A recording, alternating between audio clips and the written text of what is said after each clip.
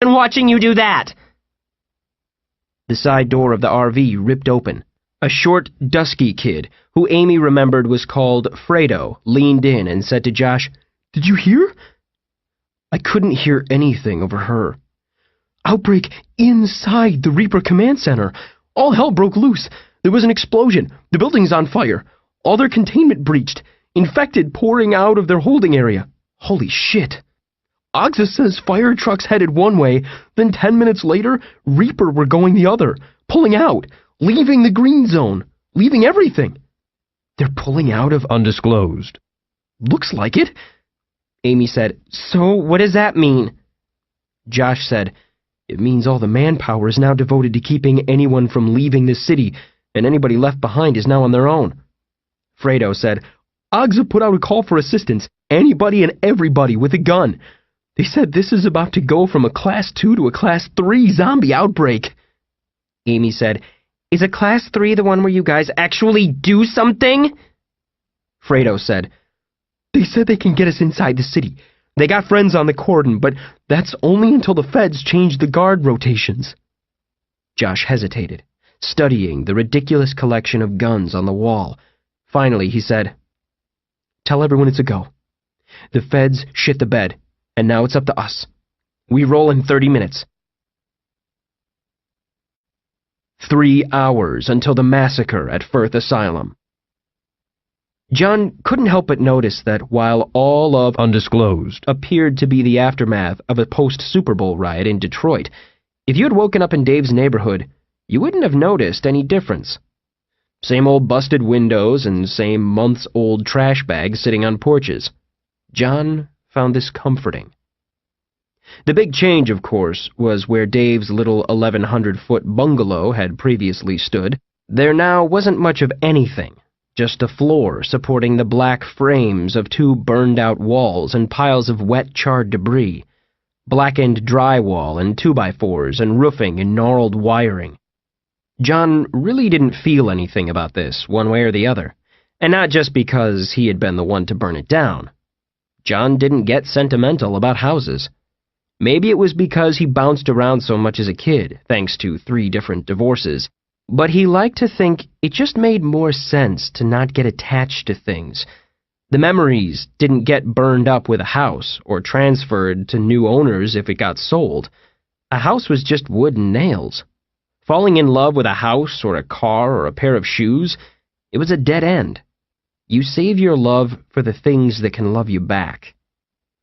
Falconer wanted the Porsche out of view in case Reaper came by or somebody tried to steal the stereo or something. One of the abandoned houses down the street had left its garage door open, and Falconer pulled in. John personally thought it was wiser to have the car within lunging distance in case they needed to make a desperate getaway, but apparently desperate getaways were what other people did in Falconer's world, while Falconer chased them and told them they had the right to remain silent. Once parked, John found the prospect of opening the car door and stepping out into the night erased any illusions he had that this was the same old neighborhood. In the rearview mirror, John saw curtains rustle in the dark house across the street. An infected? Or somebody hunkered down, scared that John and Falconer were infected?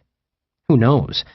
If it was some terrified refugee crouched with a shotgun, John was hoping that the Porsche would put them at ease. No zombie's gonna drive a Porsche. There you go with that zombie bullshit. They eased the heavy garage door down, closing it behind the Porsche. They headed down the sidewalk, at which point John thought he saw somebody slip around a corner, but then realized he didn't. He thought he heard footsteps, but it was a windy night, and the sound was a strand of Christmas lights from last year tapping against a window at the neighbor's place. Falconer asked, "The soy sauce, was it in the house when it burned?" "No, I'll show you."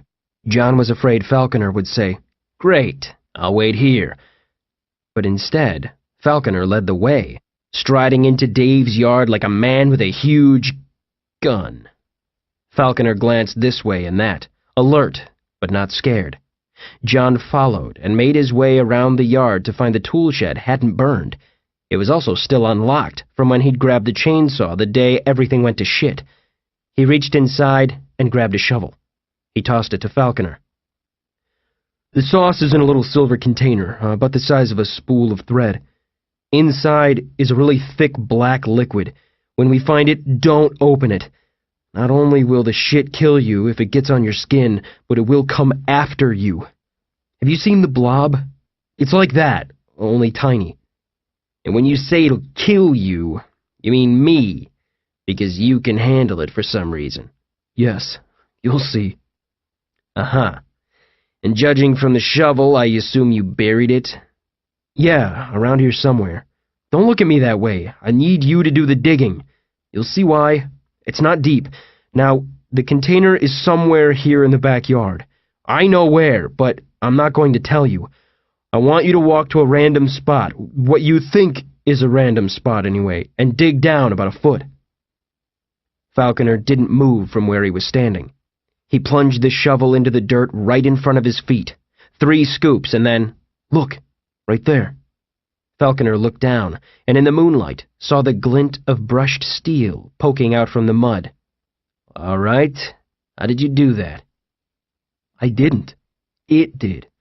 The sauce.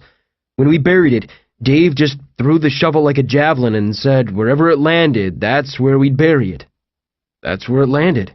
Where you're standing. Because the soy sauce wanted it to land there. Because it knew you'd be standing there a year later. It knew. So the sauce is alive. Yes, sir. And now you're going to swallow some of it. That's the least painful way, yeah. And you have no idea how it does what it does. Let's just say it's magic. Let's just say that I need a little more explanation than that if I'm going to go along with this. John sighed. Okay, have you heard of nanotechnology? Yeah, microscopic robots, right? Right. And imagine they can make millions of these robots and embed them in a liquid, so that you now have a liquid infused with the power of all these machines. Got it? All right. Now imagine if, instead of tiny robots, it's magic. John dug the bottle from the mud with his fingers. Stand back. If you take that shit and you go into a seizure or cardiac arrest, I'm leaving you here. Detective, if I take this shit and it looks like the trip is going bad, fucking run. John squeezed the bottle in his hand. He thought he heard the footsteps again, but decided he needed to stop falling for that at some point. He took a deep breath and said, All right, here goes. 2 hours, 45 minutes until the massacre at Firth Asylum. Amy was rumbling through the night in a crowded RV, heading south, scared out of her mind. Her head was between her knees, staring at the filthy floor and praying silently, as had been her habit since she'd been a toddler. She had realized she was doing it out of reflex. If God was the type who needed to be asked verbally before he would support your side over man-eating monsters, then she wasn't sure what good he would be once he joined. She hadn't been to Mass since her brother Jim was alive. Her faith could be summed up in 2 sentences, from one of the Narnia books. Speaking about Aslan, the lion that symbolized Jesus, a character says, I'm on Aslan's side, even if there isn't any Aslan to lead it. I'm going to live as like a Narnian as I can, even if there isn't any Narnia. Amy hated the way the grown-ups her parents had surrounded themselves with were so quick to offer prayers and so slow to actually do anything. Old women who barely left the house for anything but bingo and congratulated themselves on never drinking alcohol or saying dirty words, thinking God created humans to stay home and watch televangelists and just run out the clock until the day they die. Well, Amy figured you don't need more than 5 minutes on this planet to figure out that one thing we know about God, maybe the only thing, is that he favors those who act. David also believed that, though he didn't realize it. Guns were clicking all around her. The zombie nerds were pushing all variety of bullets into all varieties of gun parts. Long, gleaming brass bullets, bright red shotgun shells, guns designed with the elegant lines of sports cars, slick, oiled metal and curved, textured plastic meant to fit right into your hand. Josh rammed a lever forward on his, and it clicked satisfyingly into place. Don't get her wrong, she saw the appeal. She also saw how you could start thinking of them as toys. Josh held up a blood-red shotgun shell and said, "Dragon's breath. Zirconium-based incendiary pellets. Looks like a flamethrower every time you pull the trigger. This is an automatic shotgun with a 20-round drum. 3 more drums in my backpack. We get in a jam, this thing will unleash a wall of hellfire as fast as I can pull the trigger." He clicked shells into a plastic drum the size of a large saucepan and said, "These shells are $15 apiece, by the way." And there it was. She suddenly realized that she'd rather have David or John, either one, armed with a baseball bat, than any of these guys and their video game hardware. David and John had a look in their eye when things went bad, a sad but resigned familiarity. They weren't trained for violence, and maybe weren't particularly competent at it, but they weren't going to go pee in the corner either. Both of them had come from bad homes. Both had gotten hit quite a bit as kids, and maybe that's all it was.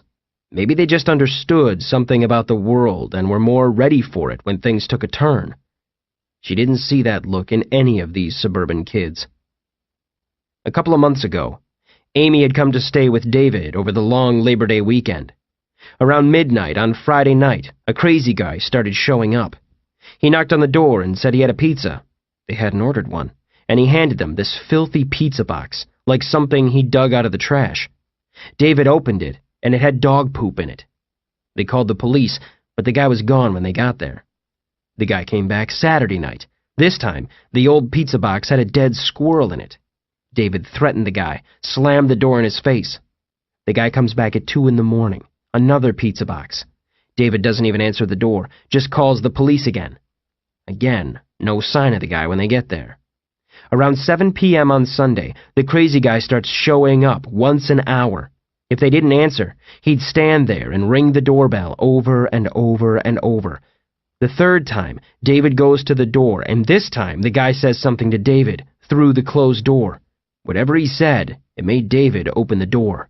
They exchanged low, heated words, and the guy leaves a pizza box on the porch and walks away. David looked inside, closed it, and threw it in the trash barrel outside. He wouldn't tell Amy what was inside.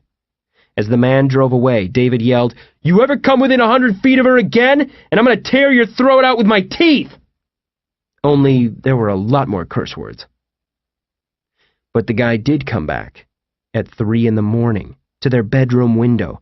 They were both fast asleep, and Amy slowly woke up and heard whispering, a foot from her head. And it's the crazy guy, whispering her name over and over. She screamed. David sprang out of bed, grabbed that ridiculous crossbow that John bought him at a gun show, and charged out of the house. David shoots the pizza guy in the chest, and the guy goes down screaming. But then comes the twist. The guy is carrying a fresh pizza from a local 24-hour pizza place in town. He works for them. The guy's wearing a clean, new uniform. He looks totally sane and acts completely shocked that he got attacked by a customer. The pizza was for a house down the street. He said he just went to the wrong door.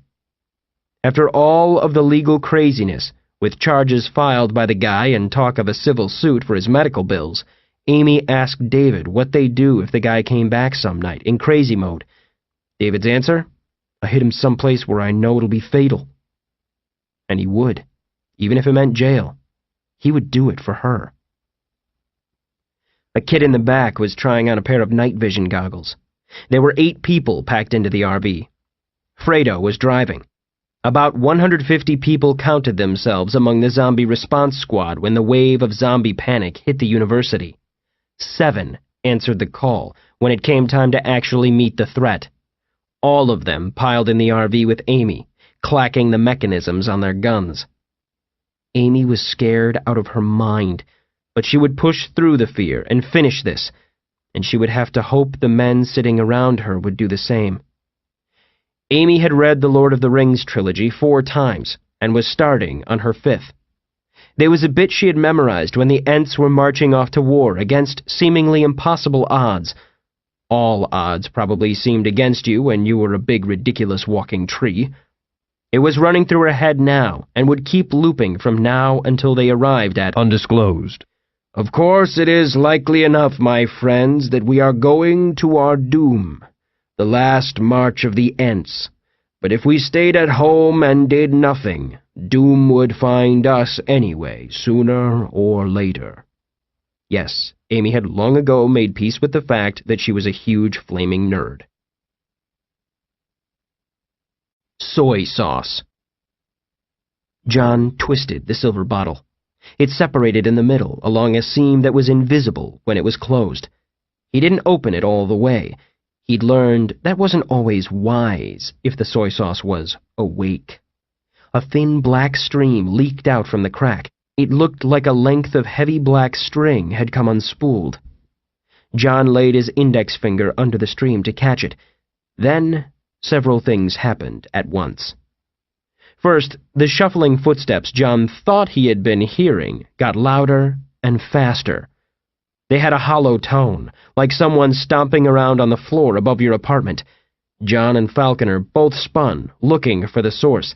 Then something leaped off the neighbor's roof, sailing through the air like a huge weaponized flying squirrel, coming right down on Falconer. John's brain had a tenth of a second to try to register what he was really seeing when the soy sauce made its move. At the exact same moment, John's mouth was forming the words, "Falconer, look!" The thin, black string of sauce coiled around on its own like a snake. In a blink, whipping around his finger, over his fingernail, and digging into his skin right at the sensitive spot where a hangnail would form. Pain flashed up John's hand, all the way to his elbow. Then, the soy sauce took hold, and the world disappeared. Dave once described taking a hit of soy sauce as like digging up one of those thick fiber optic lines that feeds an entire city's internet connection and plugging it into your brain. All those streams of data crashing into your neurons at once, so hard and fast that you simultaneously know everything and nothing at all. John always thought his own description was clearer. It's like an insane clown posse concert where all 50,000 members of the audience are given their own microphone and sound system, and they all start simultaneously improvising bad freestyle rap verses. John was introduced to the stuff at a party when he was barely old enough to legally drink, and had been drinking for 8 years. It was given to him by a black dude from Ohio doing a fake Jamaican accent. The guy who would later be found with his guts splattered on the walls of his trailer. The fucker got off easy. It was the same sensation this time as the first. Soy sauce was not something you built up a tolerance for. Everything stopped. John was yanked out of his body, out of the world, mind freed from the confines of his eyes and ears and nose and mouth and a trillion nerve endings.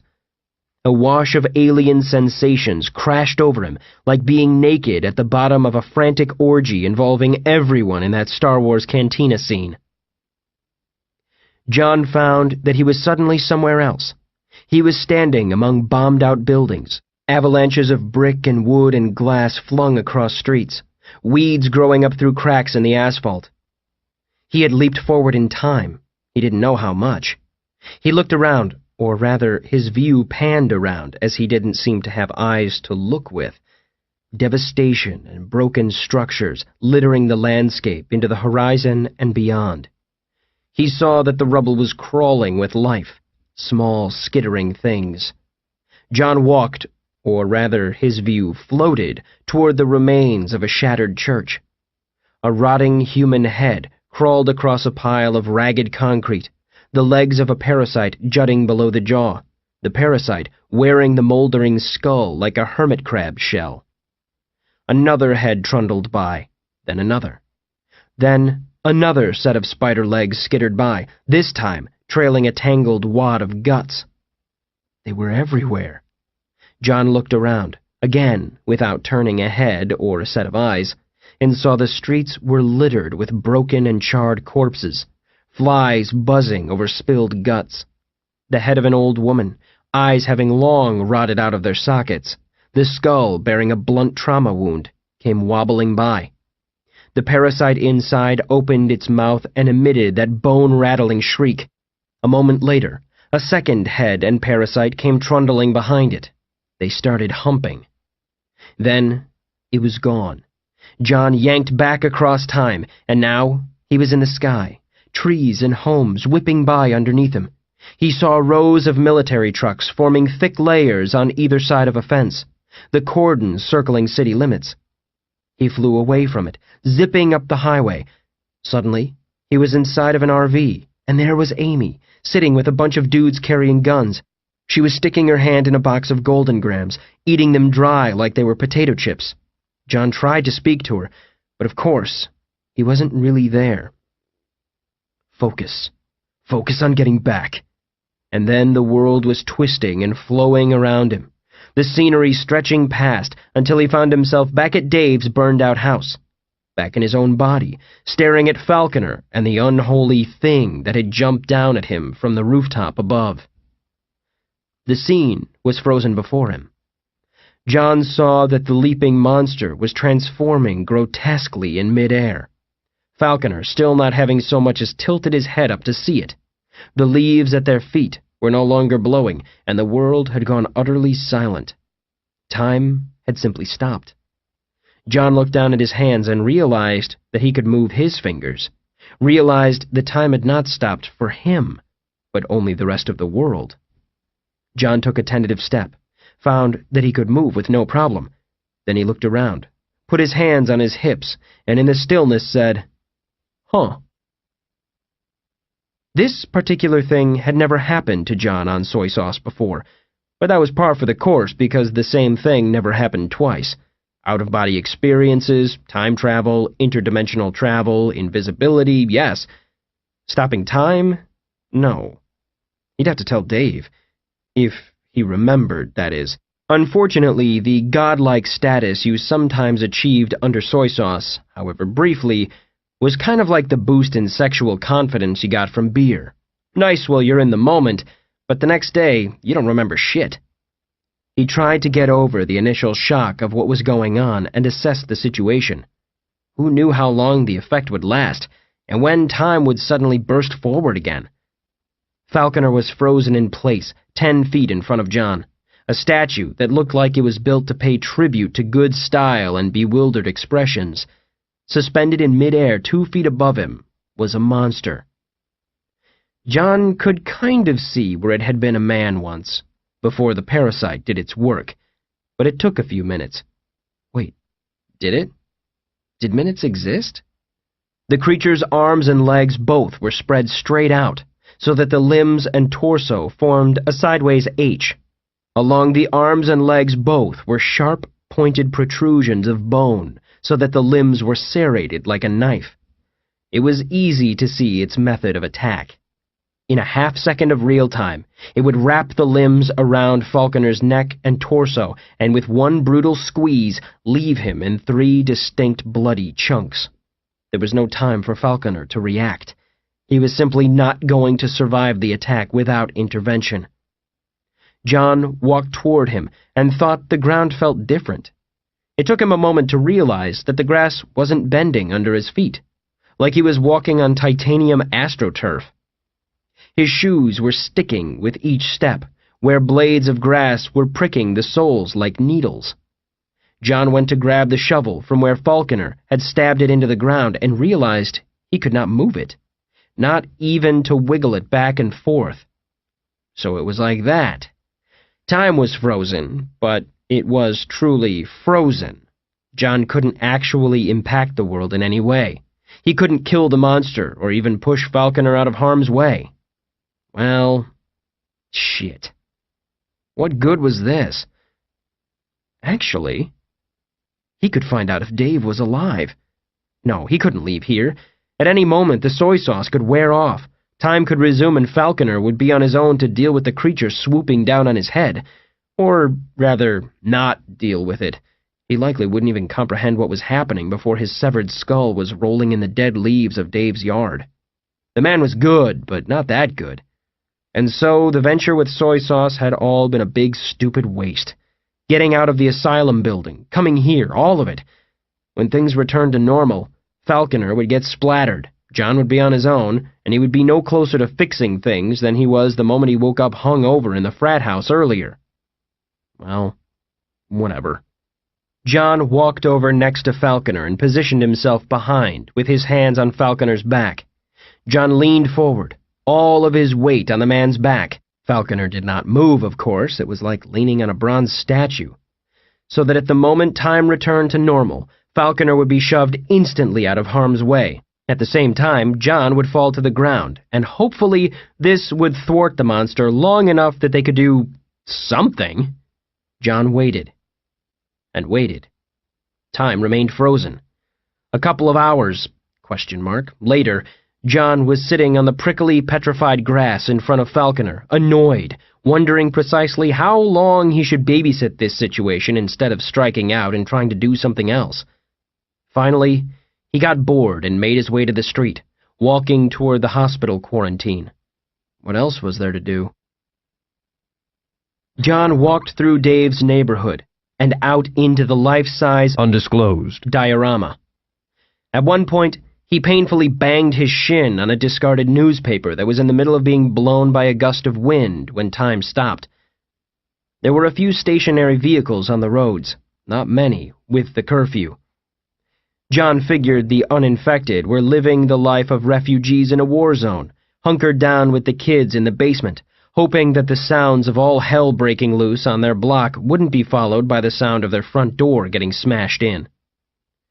Out of curiosity, John approached a beat-up pickup truck frozen in the middle of the street, a cloud of exhaust hanging perfectly still in the air behind it. The bed was full of cardboard boxes, cases of toilet paper and diapers. The driver was an elderly black man with a shotgun laying across his lap. His hand was stuck halfway to the ashtray, 2 inches of cigarette between thumb and index finger, a curling ribbon of smoke hanging frozen over it. John reached his hand in through the driver's side window and tried to push his finger through the frozen smoke. It was as solid as rock. Weird. John strolled across town and made his way to the hospital. His footsteps were utterly silent. The quiet here was less like a library and more like having earplugs. Sound waves unable to move the air, apparently. John thought he could hear his own blood sliding through his veins and his digestion gurgling away. He wondered how long it would be until that drove him insane. The hospital was now a POW camp. The grounds were surrounded by the kind of high fence you'd see on a maximum security prison, razor wire at the top and everything. Outside of the fence were concrete barriers they'd dropped in to keep somebody from getting the bright idea to just ram through the fence with a truck, yet John found no human guards on the outside. Were they all in bed? Instead, stationed every 200 feet or so, was a driverless vehicle. On the back of each was a turret, 2 thin barrels on each side of a cylinder outfitted with a bank of lenses, mechanical eyes, with radar or infrared or thermal imaging like the Predator. This place was totally being guarded by robotic sentry guns. Badass. John had come hoping he could just get a look into the yard. If Dave was alive and outside, and if John could get a glimpse of him, that would be enough. But they had covered the damned fence in tarps that, inexplicably, were all printed with misspelled advertisements. Blocking the section of fence in front of him was a huge billboard that said, "Try the Black Anus Quarter Pounder." He should have known it wouldn't be that easy. John walked all the way around the fencing, a trip that took him at least an hour, or 0 time, depending on how you looked at it. That raised the question in John's mind as to whether or not time would ever resume to normal speed. What would he do if it just stayed this way forever? Take up a hobby? John didn't find an obvious way into the quarantine. He had been hoping that somebody had been walking through an open gate at the exact moment time stopped, and climbing the fence would be no easier in freeze frame than it would be at normal speed. In fact, the coils of razor wire would be worse in this state of absolute rigidity. John had a vivid image of himself falling into that wire, the blades slicing through his abdomen and shredding his intestines, and John staying like that, writhing in the razors, unable to free himself, unable to die for all of eternity. John completed his circuit and made it around to the front gate again. John noticed a frozen pillar of smoke that had been drifting horizontally over the fence in the wind, and figured maybe the inmates were all standing around a campfire, roasting weenies or something. If he could just get up high enough to see over the fence. Boom. There were trees right behind him. They looked fairly climbable. It occurred to John halfway up that this would have been impossible 2 months earlier. The frozen-in-time leaves would have sliced him open just as effectively as the razor wire. But this was mid-November, and he had bare branches to grab onto. He was making good progress, right up until he banged his head into an invisible force field. Hanging above him was a gray haze, and he finally realized it was the plume of smoke from the campfire, pushed over the fence by a gust of wind that John obviously could not feel. He rerouted himself to get past it, and, now at a height where he could easily break his neck if he fell, and lay writhing and screaming unheard in the eternity between moments, he suddenly realized that the plume of campfire smoke formed an imperfect bridge right over the fence and into the quarantine. Fighting every possible sense of balance and self-preservation, John steadied himself on the gray haze and walked over the fence, trying to keep his eyes forward and not on the impossibly flimsy, transparent bridge he was edging across. The footing wasn't bad, though. The tiny suspended particles of ash had a rough texture, like walking on a huge bar of lava soap. The plume got uncomfortably narrow as he got closer to the fire, and as soon as he passed over the fences, he had to get down on his hands and knees and crawl. He jumped to the ground because it seemed like a bad idea to walk into the glowing embers of a dying bonfire, even if it was frozen in time. He had no idea how that worked. No longer focusing on trying not to fall on his head, he finally had time to register what was going on in the yard. There were dozens of people in red and green jumpsuits. Well, shit. He didn't see why the situation in here was any worse than out in town. Nobody had a monster hovering over them, and they were all safely behind a fence, guarded by robots. If Dave was here and alive, then it seemed like a best-case scenario. Then John happened to glimpse what was being burned in the fire pit and thought, oh. John tore his gaze away from the bones in the ash. He had caught himself trying to count the skulls in there and was up to 62 when he stopped. He started moving through the still life of the wax dummy quarantine. None of the people standing in the yard were Dave, so he headed for the hospital itself. Fortunately, the door was propped open, so he wasn't going to have to figure out some convoluted way in. Dave! There, next to the main entrance of the hospital, John almost missed him because he was bent over, paused in the middle of tying his shoe. He had an open can of beans sitting on the ground next to him, a little plastic spoon sticking out, and there was Molly standing next to him, poised to start eating the beans with Dave's attention diverted. A dam burst inside John, a river of relief crashing through him so hard he almost collapsed. Dave was alive. Somehow. His friend was pale and had lost some weight, a lot of it, and while Dave could stand to lose some weight, he had lost it because he was in a prison camp against his will, eating cold beans and shit, packed in here with other dudes he almost certainly hated by now, cut off, standing among garbage and broken windows and burning corpses, because they had left him here, because John had left him here. And then another dam burst, this time unleashing a black tide of self-hatred that was poised to come crashing over the sandcastle of John's mind. But he held it at bay, knowing this was no time to let things go dark in his head. He wanted a drink. Later. For now, he was going to take a shot. "Dave?" said John, and the words seemed to die right in front of him, swallowed into the stillness of the paused world. It was like the little pocket of time that let John move around ended 2 inches in front of his face, and that's all the sound could travel. He leaned in closer and said, "Dave, I don't know if you can hear me, but I'm coming. Be ready. Stay near the fence. If anything I'm saying is capable of sinking in, let it be that. Wait for the sound of shit hitting the fan." No reaction from Dave, of course.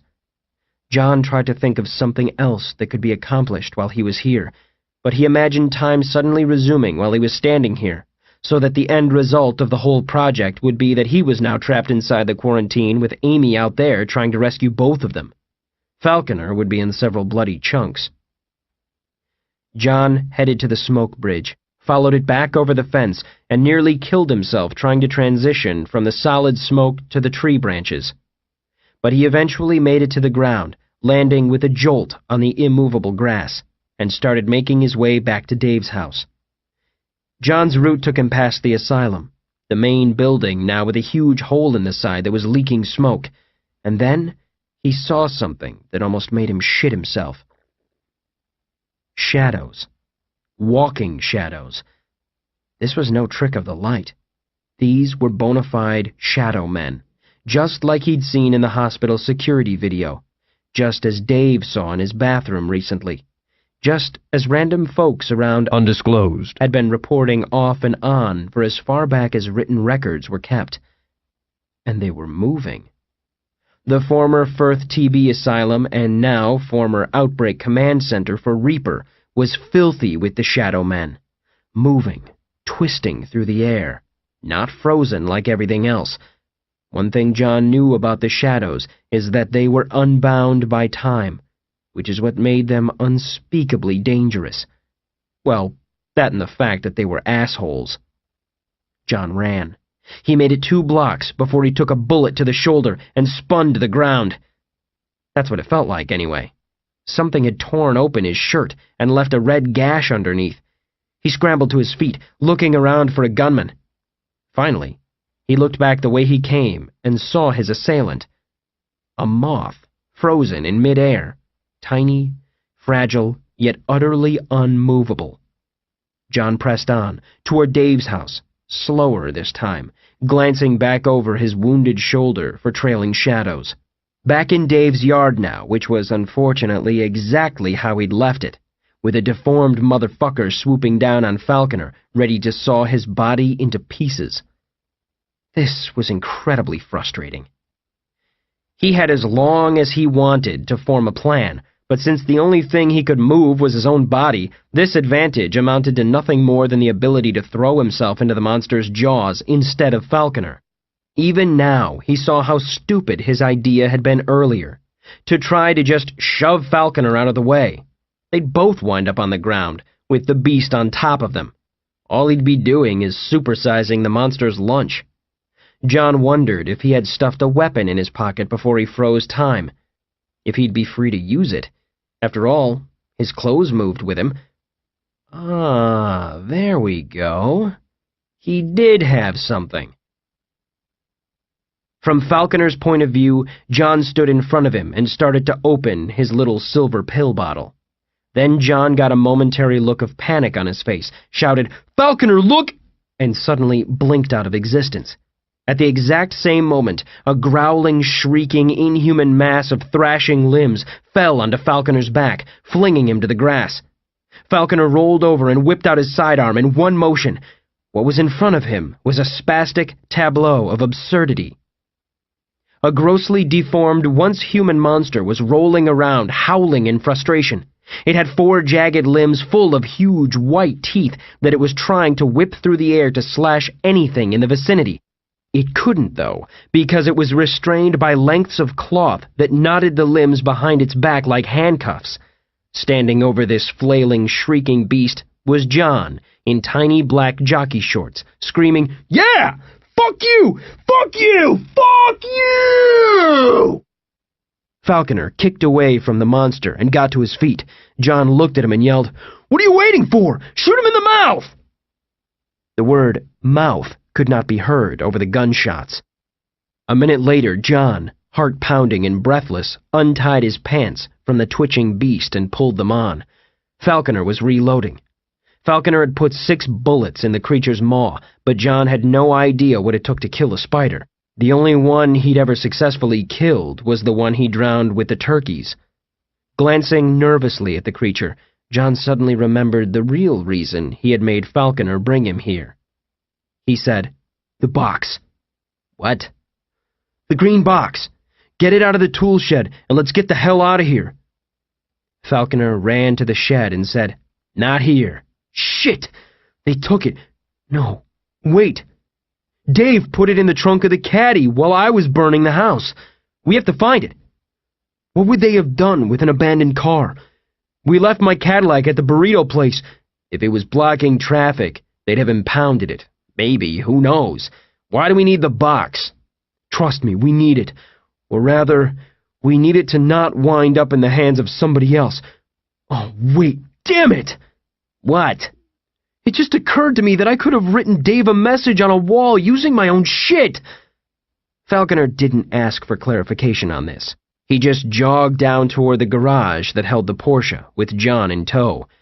This time, John knew he was hearing footsteps. Fast steps. A lot of them. Out of breath, John hissed, "Detective!" "I hear it. Move!" It took both of them to open the garage door.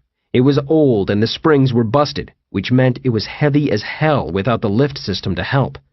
John was left to keep it propped over his head, while Falconer ran in to start the car. Footsteps. A stampede. Something had been roused in the night, probably by the sound of the gunshots. John whipped his head around, squinting in the night, nervous mists of breath puffing into the night air. A crowd rounded the corner, blocking the street. Dozens and dozens of shambling figures, so many that no light slipped between them. "Detective!" The zombies approached fast, coming up the street like a tide. John turned and saw that they were coming from the opposite direction too, converging like a hammer and anvil. The Porsche started, and John was calculating the time it would take Falconer to back out, stop, let John in, pull into the street, and plow through the crowd. The tires were flat. It was so dark in the garage, he almost didn't notice. Both of the back tires had been slashed, shredded in fact, and John was going to guess the same went for the front. He was just about to tell Falconer this, but at that moment, John felt something touch his face. A caress, like a finger. Only it was definitely not a fucking finger. That was all it took. John cursed and ducked inside the garage. The door slammed shut, sealing them off from all light. "Detective! Your tires! Shit!" From inside the car. "What? Get in!" "No, wait!" Falconer flipped on the headlights, lighting up the interior of the garage. It was a giant daddy-long-legged spider covering the entire inner surface of the garage door, easily 8 feet across. Where the body of the spider would normally be was a human face. The creature jumped. 125 minutes until the massacre at Firth Asylum. I was in the middle of tying my shoe when an idea popped into my brain out of nowhere. Somehow, I suddenly just knew that Molly was eating my beans. "Hey, stop that! Bad dog!" I slapped her snout away from the can. She licked bean sauce from her nose, sniffed the air, and took off, presumably to find someone else's food to steal. I considered eating the rest of the beans, even though they were contaminated with dog spit now, but decided I hadn't gotten quite that low yet. I decided to go back to bed, and took one step inside the main entrance when a drum solo of rapid footsteps approached from the stairwell. TJ skidded to a stop on the tile and said, "Roof!"